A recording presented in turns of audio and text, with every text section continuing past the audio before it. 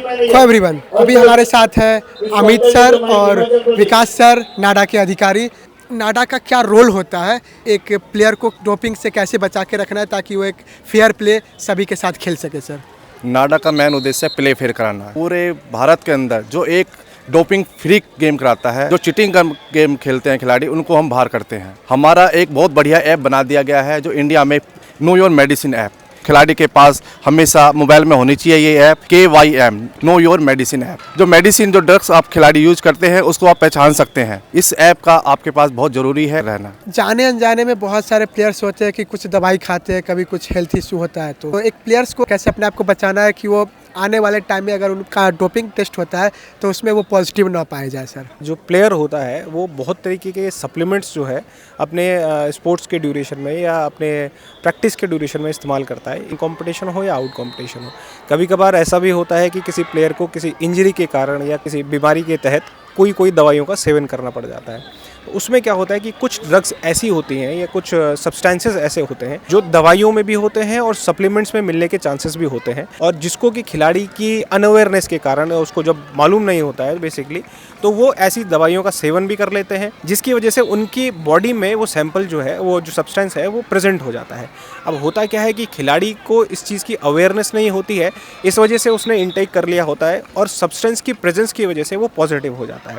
एक बार अगर वो एथलीट की कैटेगरी में आ जाता है तो उसके लिए बहुत इंपॉर्टेंट हो जाता है अब ये जानना कि ना सिर्फ उस पर जो है उसके खेल के नियम जो हैं वो लागू होते हैं, बल्कि नाडा के जो national anti doping rule violations हैं वो भी उस पर उतने ही लागू होते हैं, जो कि बेसिकली 11 तरीके के होते हैं।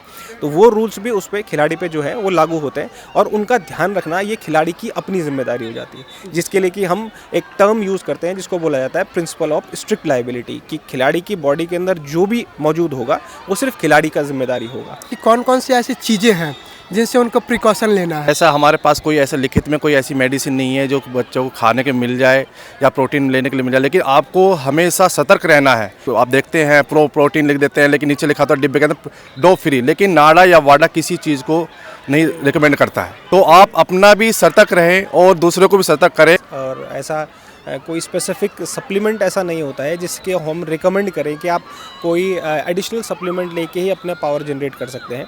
आप सिर्फ ऑर्गेनिक खाना खा के, और जो है ये जो साग सब्जियां जो हमारी होती हैं, जो ऑर्गेनिक फूड होता है, उसको खा के आप अपना पूरा स्टेमिना भी मेंटेन कर सकते हैं। दूध दही खा के आप अपना पूरा एंड्योरेंस भी मेंटेन कर सकते हैं। वाडा जो है वो हर साल, इवन इन द नाडा की वेबसाइट में भी जो है एक प्रतिबंधित सूची हम उसको बोला जाता है, जिसको प्रोहिबिटेड लिस्ट हम बोलते हैं। उसके अंदर जितने भी सब्सटेंसेज होते हैं वो खिलाड़ी के लिए आमतौर पर बैन होते हैं। तो आप किसी भी सप्लीमेंट को अगर लेते हैं तो उसका रेफरेंस, उसके इंग्रेडिएंट्स का रेफरेंस जो है उस प्रोहिबिटेड लिस्ट से ले सकते हैं, पहली चीज़। दूसरा, जो आप सप्लीमेंट अभी भी लेते हैं तो कभी भी बिना बिल के आप ना लें उसको, ताकि अगर आपके पास सप्लीमेंट के थ्रू भी अगर कोई चीज़ आपकी बॉडी में चली जाती है, एटलीस्ट आपके पास क्लेम करने के लिए ये हो सकता है कि भाई आपने इनएडवर्टेंट डोपिंग करी है, आपका इंटेंशन नहीं था इसको खाने का। हमारे पास एक जो ऐप जो है स्पेसिफिकली एथलीट के लिए लॉन्च करी गई है, उसका नाम नो योर मेडिसिन ऐप है। वो उस ऐप से आपको इतनी मदद मिल जाती है कि जब भी आप ओवर द काउंटर मेडिसिन लेते हैं या अपनी मर्जी से कोई मेडिसिन ले रहे हैं, अगर आप उसका स्टेटस चेक करना चाहेंगे तो वो एप्लीकेशन आपको ये बता देती है कि क्या खिलाड़ी के लिए ये अलाउड है खाना या नॉट अलाउड है। NADA says that play fair and play clean.